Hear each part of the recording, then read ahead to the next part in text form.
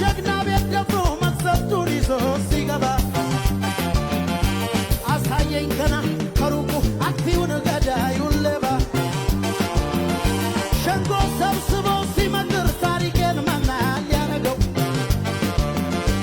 ምልክት ሰጥቶ አስመለጠኝ እኔም አመልከው እንዲህ ነው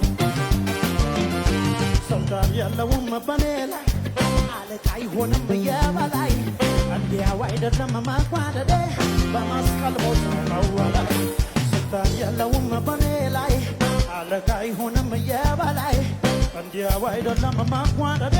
በመስቀል ሞት መወለድ